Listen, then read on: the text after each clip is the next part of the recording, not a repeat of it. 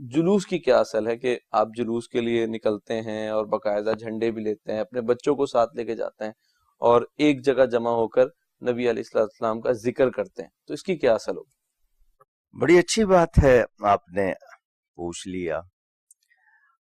ہم پہلا کام یہ کرتے ہیں کہ قرآن کریم کتاب اللہ اور احادیث نبوی یعنی سنت رسول اللہ میں دیکھتے ہیں۔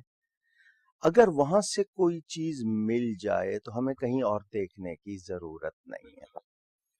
مسلم شریف حدیث کی بڑی مشہور کتاب صحیحین یعنی بخاری اور مسلم جن کو صحیحین کہا جاتا ہے، اس مسلم شریف میں حدیث موجود، پیر کا دن تھا، ربیع الاول کی 12 تاریخ تھی، میرے پیارے نبی پاک صلی اللہ علیہ وسلم مدینہ منورہ تشریف لائے، مکہ مکرمہ سے ہجرت فرما کر، تو آمد رسول کا جشن منایا گیا۔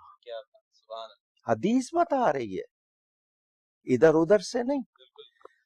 حضرت ابو بردہ اسلمی نے اپنی پگڑی کھول کر نیزے پہ باندھ کے جھنڈا بنایا، نبی کریم صلی اللہ علیہ وسلم ناقہ یعنی اونٹنی پر سوار تھے، اور لوگ چھتوں پہ چڑھ گئے، غلام اور بچے گلیوں بازاروں میں پھیل رہے ہیں اور سب نغمے گا رہے ہیں نبی پاک کی خوشی میں۔ طلع البدر علینا من ثنیات الوداع وجب الشکر علینا ما دعا للہ داعی۔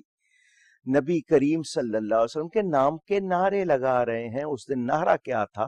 یا محمد یا رسول اللہ صلی اللہ علیہ وسلم۔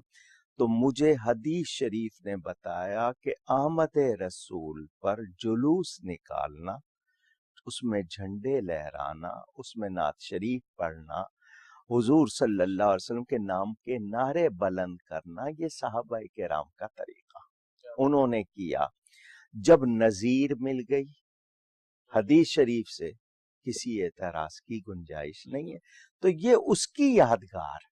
ہم آمد رسول پر خوشی کا اظہار کرتے ہوئے جلوس نکالتے ہیں اور تاکید کرتے ہیں کہ جلوس کے شرکا باوضو ہوں، ادب سے آئیں، کوئی ایسی حرکت نہ کریں۔ اس میں ہم خواتین کو نہیں بلاتے، ہم کہتے ہیں ٹھیک ہے بچوں کو ضرور لائیں تاکہ ان کو معلوم ہو، ان کو پتہ چلے، اور درود شریف پڑھتے رہیں، ادب سے آئیں، خوشی کا اظہار کہ حضور کی آمد پر ہمیں خوشی ہوئی ہے۔ تو یہ جلوس اس جلوس کی یادگار